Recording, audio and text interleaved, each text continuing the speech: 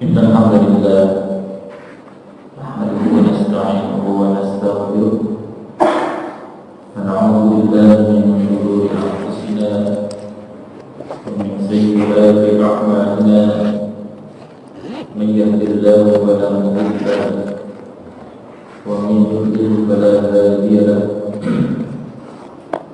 ashhadu an la ilaha illallah wahdahu la syarika lahu وأشهد أن محمدا عبده ورسوله الذي لا نبي بعده أما بعد. Jemaah masjid Pulau Indah yang sama-sama mengharapkan Allah. Assalamualaikum warahmatullahi wabarakatuh. Waalaikumsalam. Wajib bersyukur kita kepada Allah Ta'ala yang harus selalu kita yakini bahwa Allah Ta'ala tidak pernah berhenti untuk melimpahkan nikmat dan rahmatnya kepada kita semua. Artinya kita masih diberi kemudahan, diberi kesadaran untuk mau melakukan apa yang menjadi kewajiban kita sebagai hamba Allah.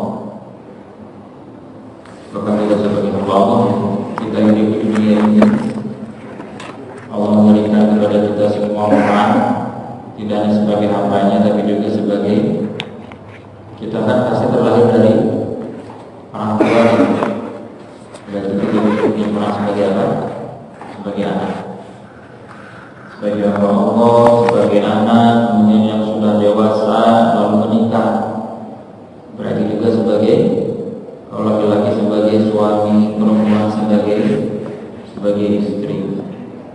Kemudian setelah menikah lalu takdirkan punya anak, berarti kita juga sebagai orang tua, sebagai orang tua. Nanti anaknya udah gede menikah, kita juga berarti sebagai orang tua. Luar biasa itu.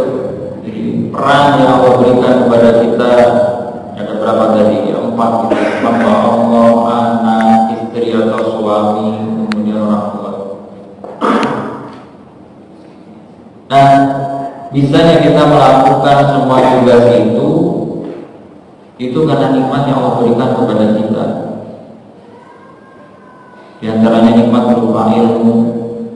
Dengan ilmu yang Allah berikan itu, kita akhirnya mau yang melaksanakan kewajiban kita sebagai hamba Allah. Kewajiban kita sebagai anak pada orang tua, karena kita berbakti pada orang tua kan bukan karena mereka yang sudah melahirkan kita kan. Kenapa kita berbakti sama orang tua? Kenapa? Karena Allah yang suruh. Coba kalau Allah yang suruh kita berbakti sama orang tua, kita berbakti enggak? Ya mungkin berbakti juga, tapi beda. Beda berbaktinya mungkin tidak sekuat tenaga, berbaktinya ya seininya aja seadanya. Bahkan kan kadang walaupun ini wajib dari Allah, tetap aja kita juga berbakti sama orang tua seadanya, karena tidak sekuat tenaga. Padahal berbakti pada orang tua itu Allah yang suruh. Jadi bukan karena orang tua kita yang sudah melahirkan kita sudah bukan. Karena kalau prinsip berbakti pada orang tua itu karena itu, berarti anak yang dulunya ketika kecilnya tidak dididik oleh orang tuanya, mungkin karena orang tuanya ya tidak punya ilmu, yang tidak punya ilmu agama, yang tidak punya amal itu tak diurus dengan baik. Kalau kewajiban kita pada orang tua itu didasarkan atas hal itu, ya didasarkan atas hal timbalan itu, ya, membalas jasa orang tua, berarti nggak wajib seorang anak yang dulunya ditelantarkan orang tuanya untuk berbakti sama orang tuanya. Tapi ternyata tidak begitu. Meskipun ada anak yang dulunya tidak diurus oleh orang tuanya, wajib si anak itu berbakti pada orang tuanya. Wajib. Kenapa? Ya karena berbakti pada orang tua itu bukan bergantung pada jasa mereka, bukan. Allah yang suruh. Karena Allah yang suruh berbakti pada orang tua, Allah itu ingin memunculkan di benak kita supaya kita itu semangat berbakti sama orang tua. Bahwa kata Allah, apa? Wa wasayna insana wa bil walidayni wa bil walidayni ihsanan, hamalatu ummuhu kurhan ala dan seterusnya. Jadi ketika Allah memerintahkan kita berbakti pada orang tua, Allah sebutkan alasannya. Kenapa sih kita ini sama Allah disuruh berbakti sama orang tua? Karena dulu ibu yang mengandungmu begitu susah payah. Jadi cuma untuk sebagai penjelas, bukan qayyidnya. Kalau dalam usul itu bukan qayyid. Kalau qayyid itu qayyidnya, kalau qayyidnya hilang berarti kewajibannya hilang. Tapi itu hanya penjelas. Seperti misalnya dalam ayat kita itu disuruh makan laknat torian, daging yang segar. Berarti kalau dagingnya udah nggak segar, nggak boleh dimakan. Nggak, bukan. Torian di situ itu sebagai penjelas. Kalau makan yang begitu daging yang segar. Atau ketika iktikaf misalnya ada ayat wala tuwasi'unna wa antum 'akifuna fil masajid. Janganlah kalian berhubungan dengan istri kalian dan ketika itu kalian sedang iktikaf di masjid. Berarti kalau sedang berada di masjid iktikafnya, misalnya ini lagi iktikaf, pulang dulu ke rumah, kemudian datang istrinya, boleh nggak? Boleh, tetap kalian berkurang juga. Yang nggak boleh itu kalau sedang iktikaf di masjid. Sekarang nikah di masjid lagi pulang, nggak boleh tetap, karena ayat itu maksudnya namanya iktikaf pasti di mana? Di masjid. Itu penjelas, bukan qayyid. Bukan pengikat yang menjadi penyebab munculnya kewajiban itu. Nah, wajibnya kita berbakti pada orang tua itu bukan karena mereka sudah baik sama kita, bukan. Itu hanya penjelas saja. Wajibnya itu mutlak karena Allah yang suruh. Ya kan? Nah, ketika kita berbakti pada orang tua, itu nikmat dari Allah. Ya kan? Apalagi kita paham bahwa ternyata orang tua itu adalah pintu kita yang untuk bisa masuk ke dalam surga. Sampai ada ulama salaf dulu itu nangis ketika ibunya meninggal, bapaknya meninggal, kemudian ibunya juga meninggal, nangis. Aku sama teman-temannya, sama murid-muridnya dihibur. Wah Syekh, kamu Anda itu harus ridho atas takdir Allah. Kenapa Anda bersedih seperti itu? Sudah ridho saja, apa yang sudah Allah takdirkan, terima saja. Terus Syekhnya bilang, saya nangis itu bukan karena ibu saya meninggal, bukan karena ibu saya meninggal, tapi saya sedih. Ternyata kesempatan buat saya untuk masuk surga sudah berkurang. Pintu surganya sudah berkurang. Asalnya ada bapak, ada ibu, besar terus makan surga. Waktu itu sekarang bapaknya udah nggak ada, ibunya udah nggak ada, berkurang. Hanya beliau menangis.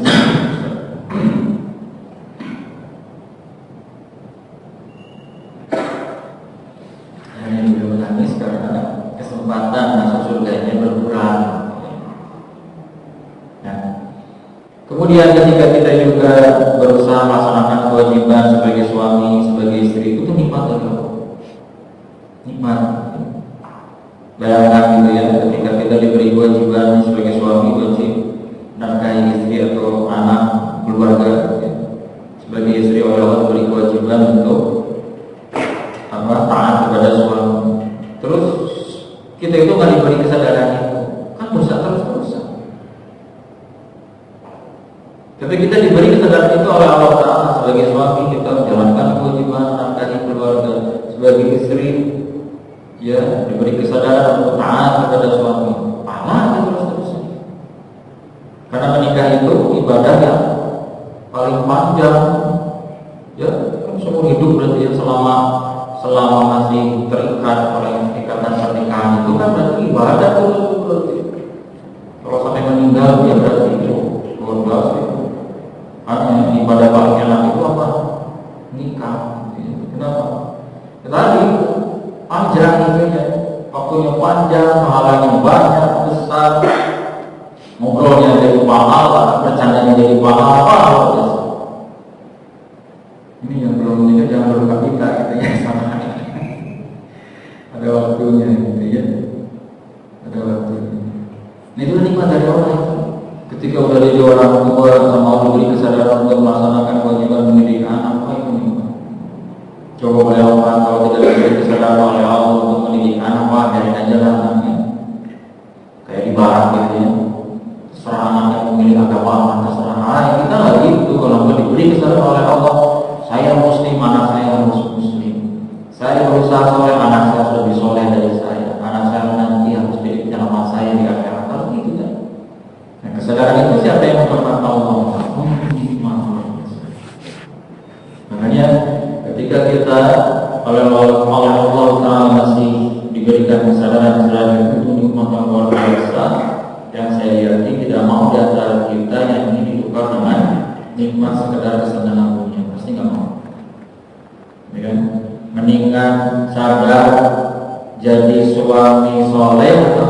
diberi uang sendiri atau gimana?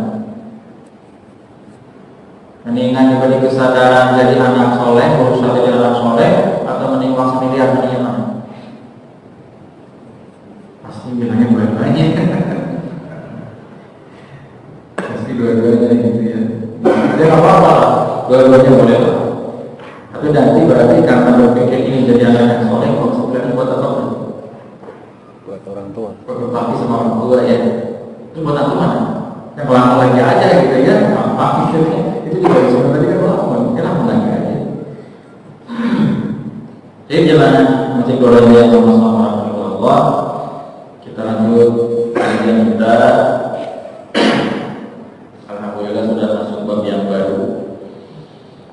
Sebelumnya kita sudah membahas bab zuhud di dunia, bab keutamaan zuhud di dunia.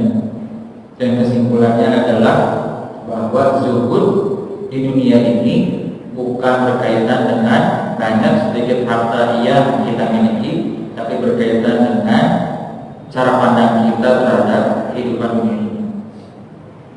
Enggak apa-apa banyak harta juga, karena itu memang takdir dari Allah. Tapi cara pandang dia bahwa harta itu amanah, harta itu titipan, dia harus kelola dengan baik sesuai dengan kehendak Allah. Akhirnya dia banyak berinfak, banyak sedekah, tidak lupa zakat, banyak bantu orang. Nah itu zuhud. Walaupun dia bepergian sehari-hari pakai mobil apa yang mahal sekarang ini, mobil listrik ya, Tesla itu misalnya, mobil Tesla kemana-mana pakai mobil Tesla, tapi sedekahnya luar biasa. Zuhud. Bukan karena wah mobilnya Tesla, si Pak Haji itu mobilnya Tesla juga zuhud, nggak bisa begitu.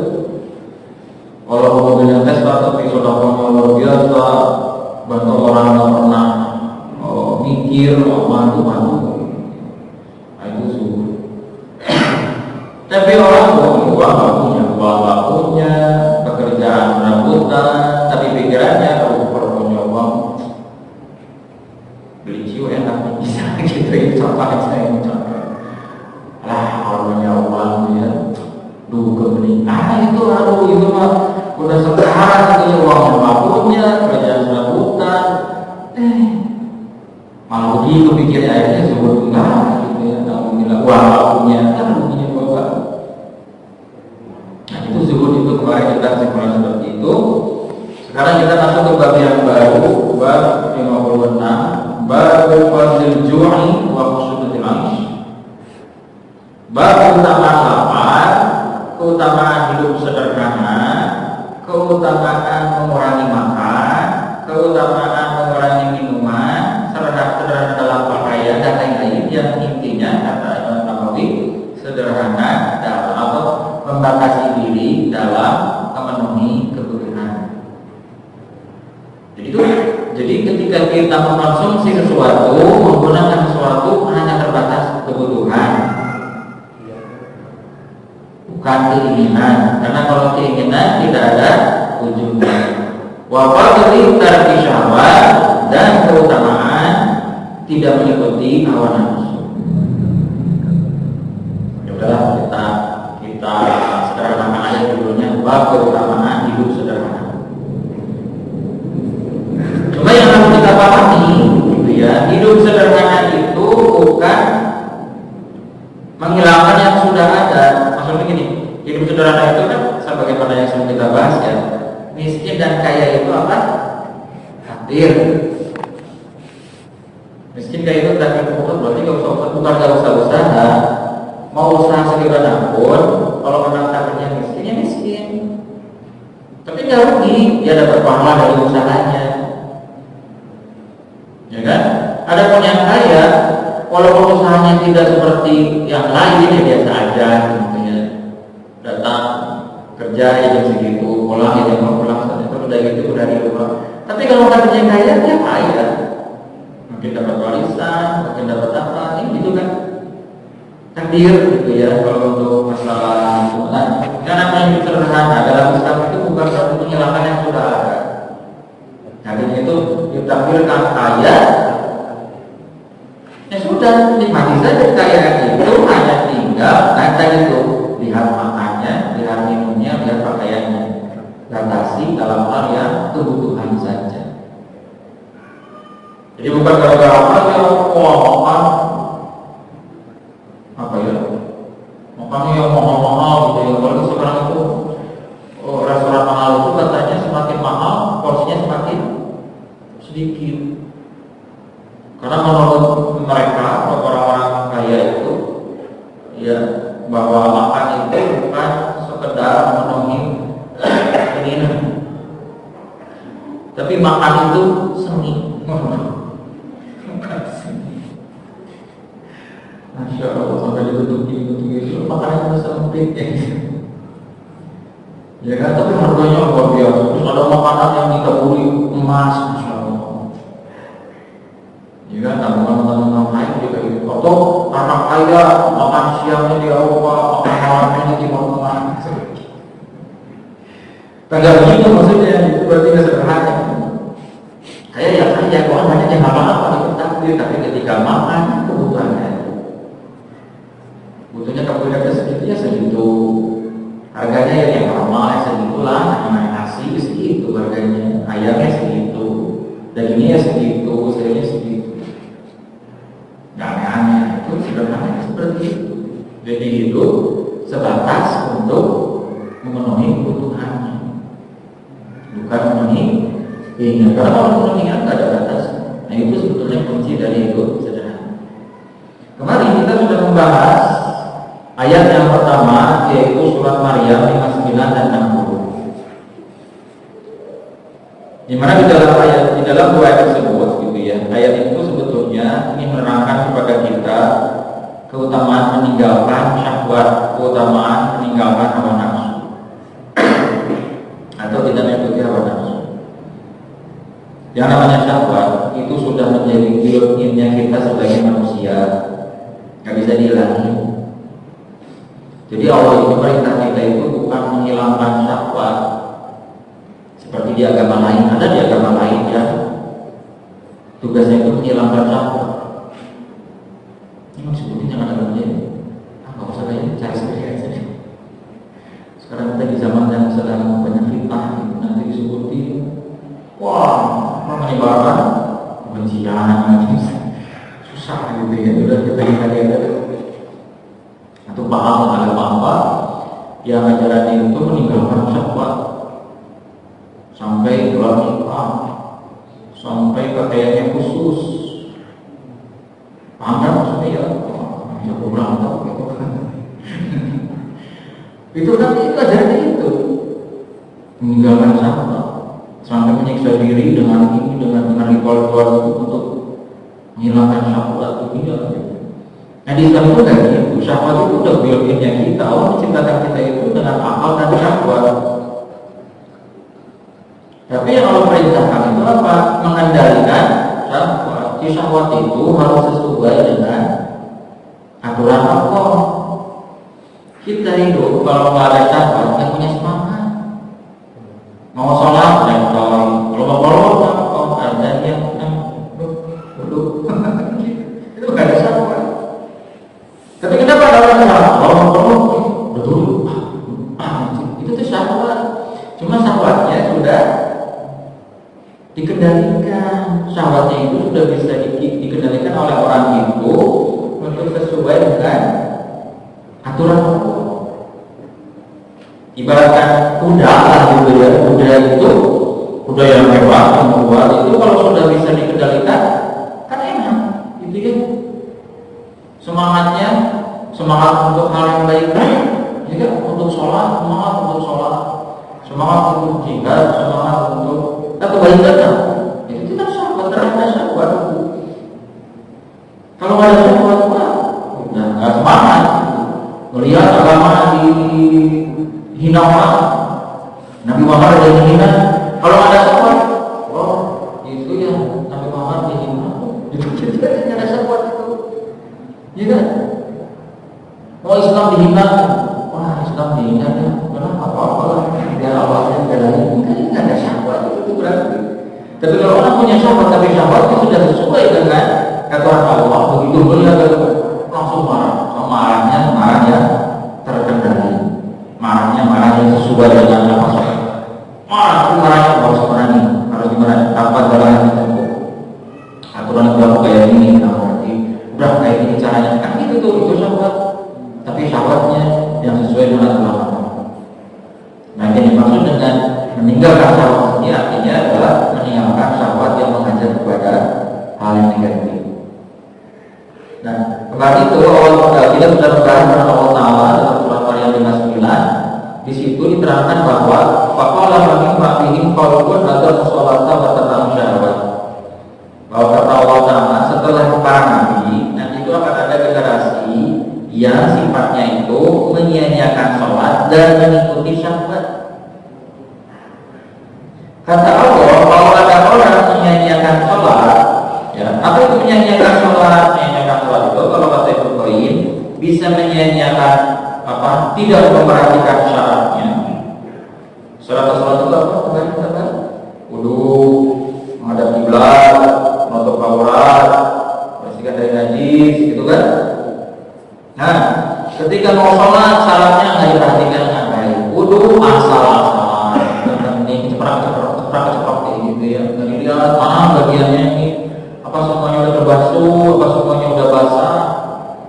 Kan cuma satu bagiannya nggak harus basah, yang nggak harus kayak apa? Kepala kan? Kepala itu sama Allah disuruhnya diapain kalau wudu? Diusap. Yang namanya diusap itu nggak harus basah.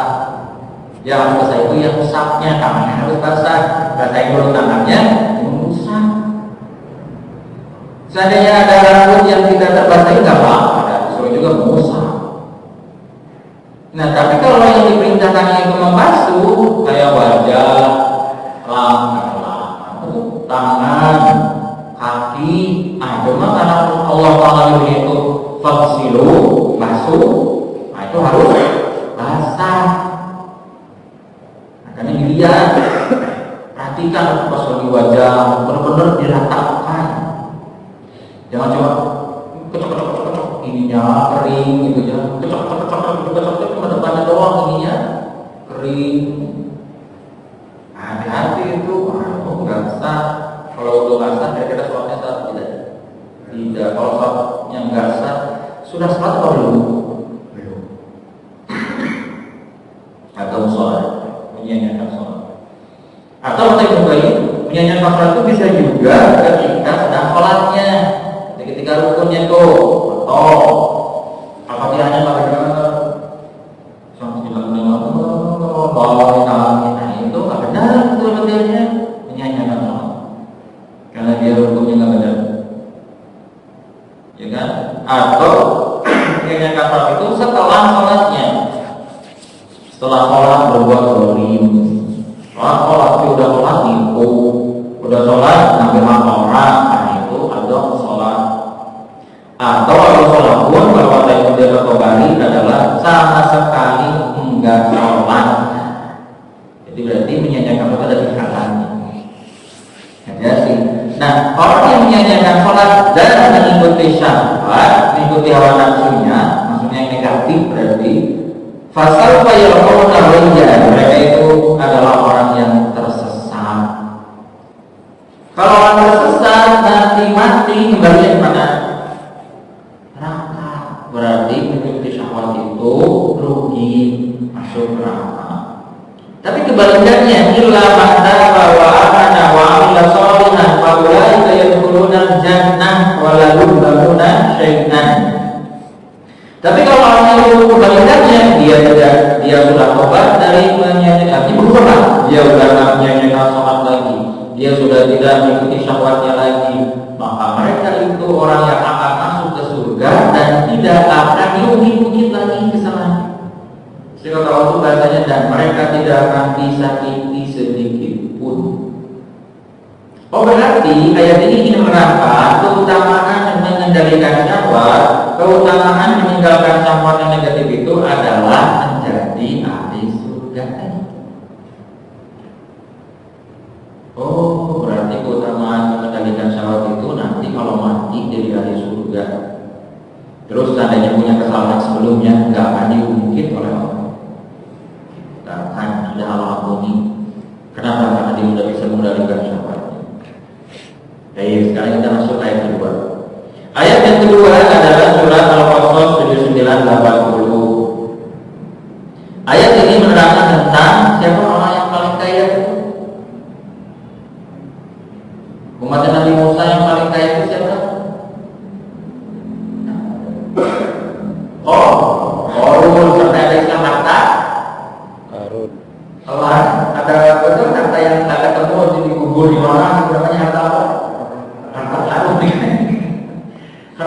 itu diambil dari korun kayaknya mungkin ya. Korun. Kenapa? Karena korun itu begitu dia menentang Allah, tidak mau melaksanakan kewajiban dengan hartanya, apa yang Allah berikan pada si korun itu? Ditenggelamkan ke dalam tanah.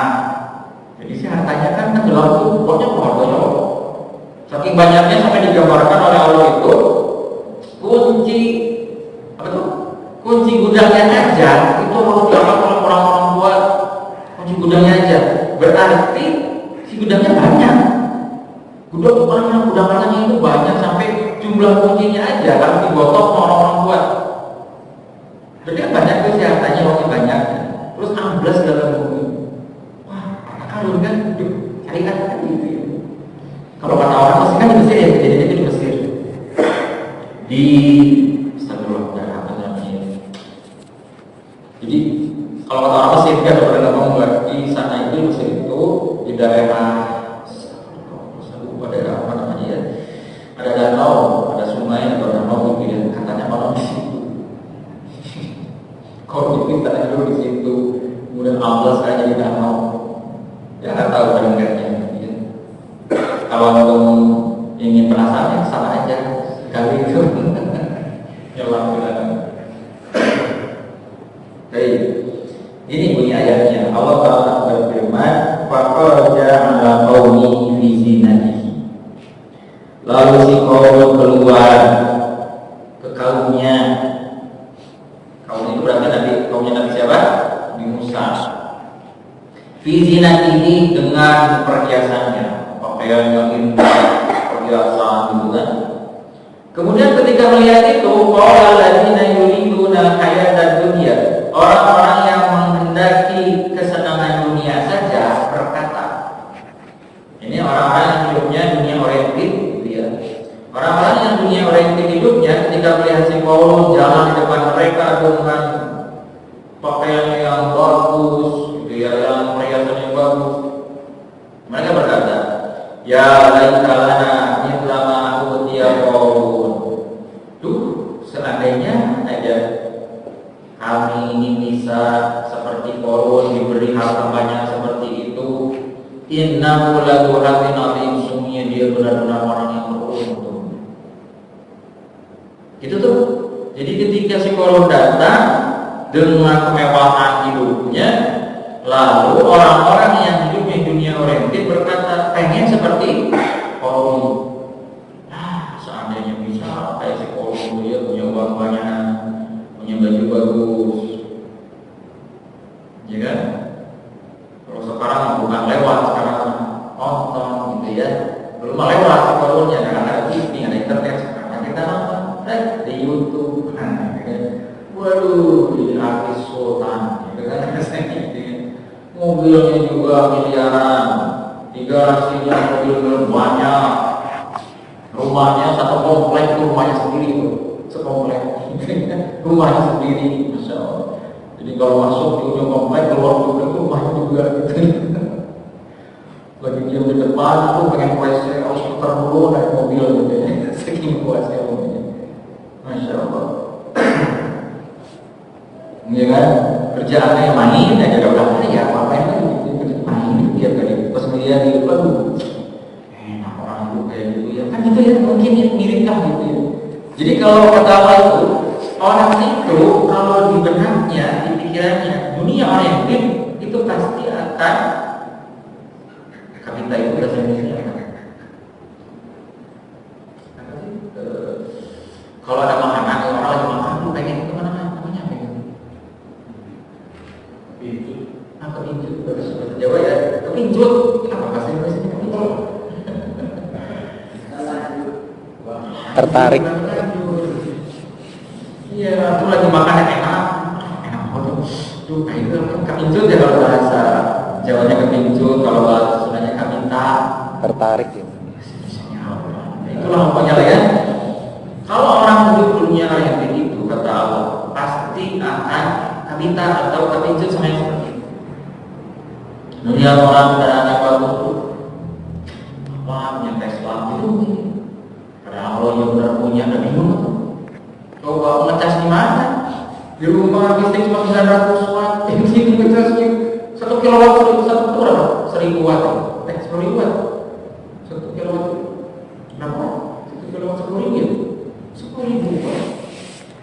Cas 10 watt di rumah cuma 100 watt gimana? Coba itu pusing sebetulnya. Habita itu ceritanya kalian lihat apa pengen, padahal itu pajaknya berapa? Setahun. Ya kan? Kalau mikir ke sana gitu. Ganti olinya itu ada katanya mobil yang sekali ganti oli itu jutaan. Masya Allah, apaan gitu ya? Ya kan? Nah, kata Allah itu gitu. Jadi ketika si korun keluar, terus orang-orang yang hidupnya dunia oriented dalam benak itu pengen cuma dunia, no, gitu ya. Itu pasti pengen seperti si korun. Tapi kebalikannya, wa qala alladziina utul ilma wailakum thawabullahi khairun liman amana wa 'amila shalihan. Tapi orang-orang yang diberi ilmu oleh Allah, ilmu di sini tentu maksudnya ilmu akhirat, ilmu untuk bisa selamat di akhirat. Ilmu itu, saya nggak bahasakan ilmu agama ya. Kenapa nggak dibaca ilmu agama? Ya karena kadang orang itu ketika cari ilmu agama ada di dalam hadis itu ya, yang 3 orang yang pertama kali diadili itu oleh Allah kan. 3 orang yang pertama kali diadili oleh Allah, yang satu mati syahid, yang satu orang ilmu atau orang yang punya Al-Quran, yang satu orang yang dermawan. Ini orang yang punya ilmu agama, kemudian ilmu Allah dimasukin ke mana? Ke neraka. Berarti kan tergantung niat ya. Jadi ilmu agama itu belum tentu menyelamatkan kalau niatnya salah. Jadi makanya ilmu untuk selamat di akhirat. Jadi orang ini oleh Allah diberi ilmu untuk selamat di akhirat. Tahu bagaimana caranya selamat untuk sampai akhirat. Apa orang ini pikiran dia berarti kan akhirat oriented ya. Nah, orang-orang yang akhirat oriented itu ketika melihat kemewahan si korun, dia berkata begini, celaka kamu ke siapa? Ke si orang yang dunia oriented tadi. Salah kamu itu. Salah kalau kayak gitu. Kenapa? Thawabullahi khairun, pahala dari Allah itu lebih baik daripada yang punya si korun. Pahala buat siapa? Liman amana wa 'amila shalihan. Allah itu lebih baik bagi orang yang beriman dan beramal saleh. Nah, apa kaitannya dengan judul bab di atas? Judul bab di atas itu kaitannya ayat ini menceritakan kepada kita. Oh ternyata kita itu bisa hidup sederhana, bisa mengendalikan syahwat kalau punya ilmunya. Kenapa ada orang tidak bisa mengendalikan syahwatnya, ada orang tidak bisa mengendalikan keinginannya? Karena tidak mau belajar ilmunya.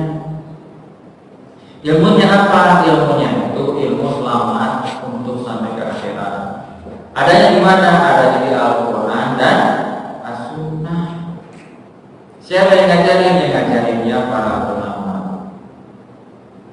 Itu nggak mungkin kita bisa hidup sederhana itu hidup yang menurut Allah, menurut Rasulnya baik, itu sederhana. Jadi bukan hidup sederhana menurut kita atau manusia, bukan. Karena bisa hidup sederhana yang kuncinya ada di mengendalikan hawa nafsu, itu harus belajar ilmu. Dan ilmunya itu ada di Al-Quran, ada di hadis Rasulullah SAW. Yang bisa mengajarkannya adalah para ulama. Karena kita nggak mungkin belajar sendiri langsung baca hadis, ini langsung baca Al-Quran, pakai ilmunya dari para ulama itu bisa bahaya, salah. Jangan di ayat ada di situ apa namanya kalau itu sapi umum gitu ya.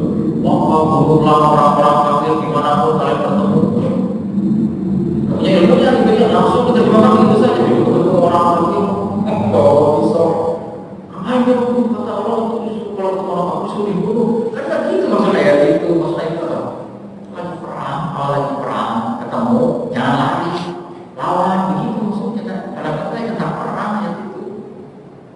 Sekarang kalau lagi tidak perang, masa ketemu di jalan itu bawa itu. Apalagi besok hari Minggu, misalnya ada yang mau mana, itu kan ibadah, itu bawa habis mau bunuh, kan itu bahaya. Tapi belajar agama itu harus dari ulama, dari ahlinya, nggak bisa sendiri, gitu ya.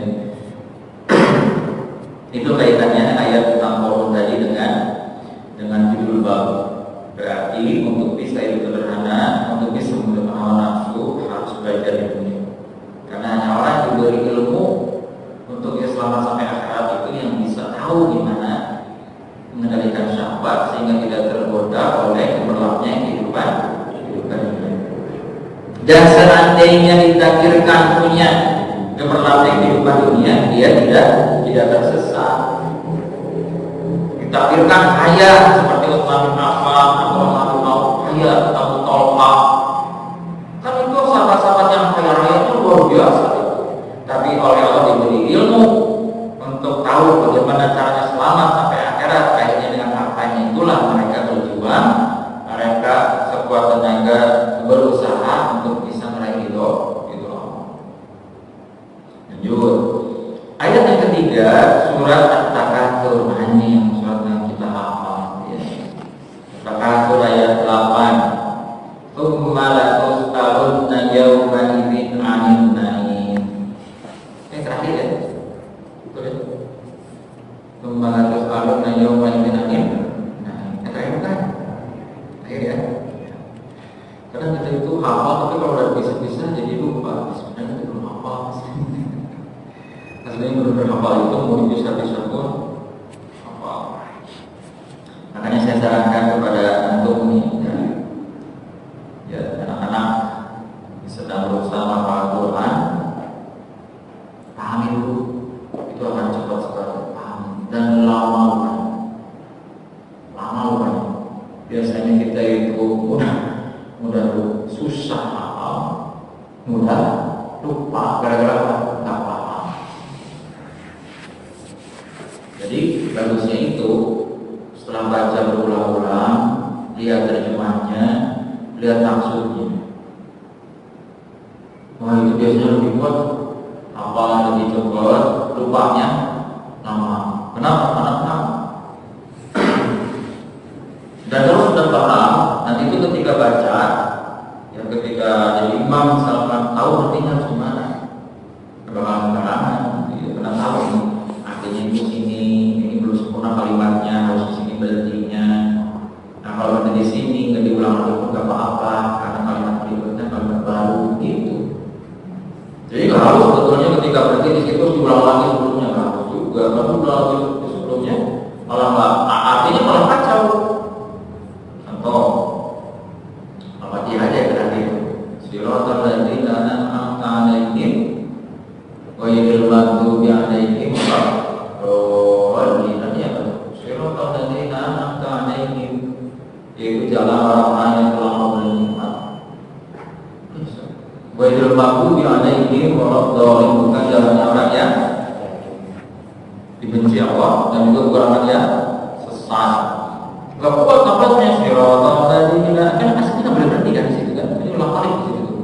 Siratal ladzina an'amta 'alaihim, itu nggak boleh berhenti aslinya, karena itu ulang kali berarti tidak boleh pokok. Tapi nafasnya nggak kuat gimana ya? Udah gimana lagi? Saya pernah nanya, Ustaz Toha ya, Ustaz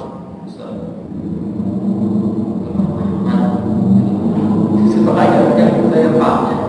Ustaz Toha itu beliau guru saya dulu waktu belajar ngaji itu. Saya itu beliau ngajarin, Ustaz itu nanti ulang kali ya. Terus kalau orang banyak berarti di situ gimana? Apa diulang lagi? Ya nggak usah. Terus gimana berarti? Kalau nafasnya kan mau dipaksain gimana? Nggak kuat nafasnya kan? Siratal ladzina an'amta 'alaihim. Diulang lagi nggak? Mau dimana? Diulang lagi coba. Kita banyak banget di siratal lagi kan? Siratal ladzina an'amta 'alaihim. Oh, atau harus diulang lagi. An'amta 'alaihim. Jadi kan caranya sampai situ artinya udah jelas itu, yaitu jalannya orang-orang yang telah memberi nikmat. Dan ngerti kan? Siapa yang bernikmat itu? Ghairil maghdubi 'alaihim waladdallin, yaitu bukan jalannya orang yang dibenci dan sesat. Jadi usah terjemah itu udah selesai, makanya nggak biar berhenti di situ. Kalau terpaksa apa? Tapi memang baiknya dilatih nafasnya supaya jangan berhenti di situ. Lengkap. Siratal ladzina an'amta 'alaihim ghairil maghdubi 'alaihim waladdallin. Apalagi kita ngakunya kan kita ini baca Qur'annya pakai riwayat siapa? Hafaz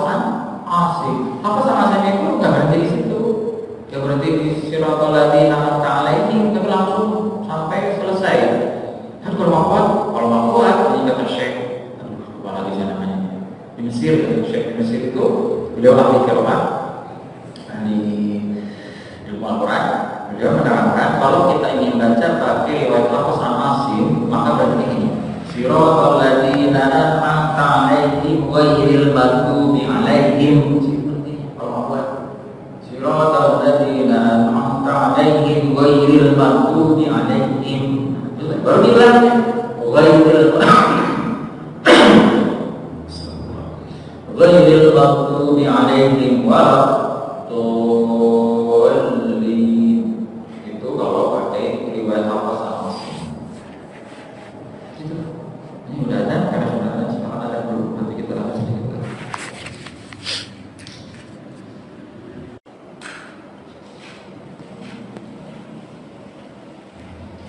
Kita lanjut sedikit lagi.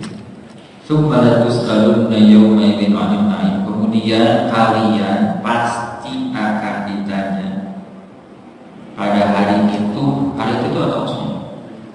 Hari kiamat, hari yaumul hisab, hari perhitungan. Kalian pasti akan ditanya pada hari perhitungan, pada hari kiamat tentang apa? 'Anil na'im, tentang nikmat yang kalian terima. Apa hubungannya dengan bab di atas? Nah, di antara ilmu selamatnya di akhirat adalah kita tahu bahwa nikmat yang Allah berikan kepada kita itu akan dimintai pertanggungan jawabnya. Kalau kita tahu itu, pasti kita gak bakalan mau punya banyak-banyak. Kenapa? Karena semakin banyak, semakin lama perhitungannya, kan gitu. Makanya tadi kaya itu bukan masalah mau gak mau, sebetulnya kaya itu sekali lagi apa? Takdir. Buktinya apa? Ya semua orang gak ada yang mau kaya. Enggak kan? Semua orang pasti mau kaya. Tapi yang jadi kaya berapa orang? Pas semua orang yang mau kaya jadi kaya? Enggak. Jadi kamu kaya itu bukan mau atau gak mau. Semua orang mau ditanya mau kaya, mau punya uang banyak, pasti mau. Tapi buktinya enggak semua orang punya uang banyak. Enggak semua orang itu kaya. Berarti kaya lagi kaya itu takdir. Jadi kalau cita-cita atau mau, nggak usah lah punya kemauan untuk jadi kaya. Kalau mau juga bercita-cita lah jadi ahli zakat. Baru silakan bercita-cita jadi ahli zakat. Supaya apa? Supaya kekayaan yang ada itu terdistribusikan ke semua orang yang berhak. Jangan coba kalau semua orang kaya itu cita-citanya begitu. Wah, saya mau pengen cita-cita itu pengen jadi ahli zakat. Karena cita-citanya pengen jadi ahli zakat, begitu dia berhasil bisnisnya, wah supaya zakatnya lebih banyak, saya buka cabang sana lagi nih. Supaya lebih banyak lagi zakatnya, buka cabang sana. Oh, buka cabang sana sini itu orientasinya apa? Pengen ningkatin penghasilan zakatnya. Ada nggak yang kayak gitu? Ada, insya Allah ada. Saya yakin ada. Cuma nggak disebut-sebut aja, makanya juga disebut-sebut ya. Saya ini orang sebelumnya saya nggak pengen kaya sih, tapi karena saya pengen ahli zakat, nggak mungkin lah ya disebut-sebut gitulah. Insya Allah ada, saya yakin ada. Allah mesti menciptakan hamba-hamba yang seperti itu. Cuma kita nggak usah lah punya cita-cita jadi orang kaya. Kenapa? Ini ayatnya. Tsumma tus'aluna yawma idzin 'anil na'im. Itu akan ditanya nanti kekayaannya itu, nikmat-nikmat yang kita dapatkan dari Allah akan dimintai pertanggungjawaban. Tapi kalau kita jadi ahli zakat, sebanyak apa uangnya, dia pasti ada di jalan Allah si uangnya itu. Kenapa? Karena ingin jadi ahli zakat. Begitu sampai nisab, langsung zakat ini dipikirinnya. Begitu mau sampai haul, zakat dipikirinnya. Ya kan? Nah itu bercita-cita jadi ahli zakat. Otomatis kalau ahli zakat pasti kan nggak mungkin ahli zakat miskin gitu ya. Karena kalau orang miskin wajib zakat kan? Ya enggak, nisabnya juga nggak nyampe. Kan minimalnya sistem zakat itu emas atau perak itu yang emas ya, supaya gampang itu. Kan minimalnya punya 85 gram emas. Lewat 1 tahun wajib bayar zakat. 85 gram berapa? juta berarti berapa? 85 juta. Jadi kalau kita punya tabungan 85 juta lewat 1 tahun aja jangan gitu. Punya segitu.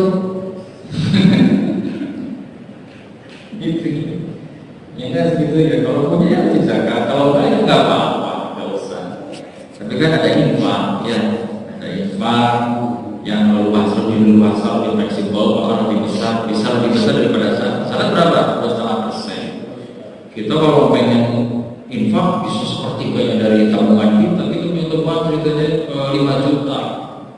Nah, saya pengen infak sepertiganya. Ya silakan, sepertiga dari 5 juta berapa? Susah 5 juta, 6 juta aja. Sudah keempat. Punya tabungan 6 juta, pengen sepertiganya diinfakkan aja berapa? 2 juta. Infakkan 2 juta lebih banyak dari 2,5% ya? Ya, lebih banyak ya? 30% berarti ya? Oh, luar biasa dengan infak. Nah, maka kalau orang punya ilmu tentang tadi itu bahwa nanti nikmat-nikmat yang Allah berikan ke kita itu akan minta bertanggung jawab. Kita tak bakal pengen banyak-banyak. Udah sesuai kebutuhan aja. Nanti susah bertanggung jawabannya. Mobil, ya udah mobil 1 aja. Ya kalau bisa, tapi kalau ternyata ini anaknya harus butuh mobil lagi, ini istrinya buat jumlah ya udah apa-apa. Tapi jangan lebih dari kebutuhan. Kalau mobilnya 2 ya 2 bukan cukup. Jangan udah beli lagi buat apa? Buat koleksi. Aduh, itu hati-hati itu. Bisa berapa?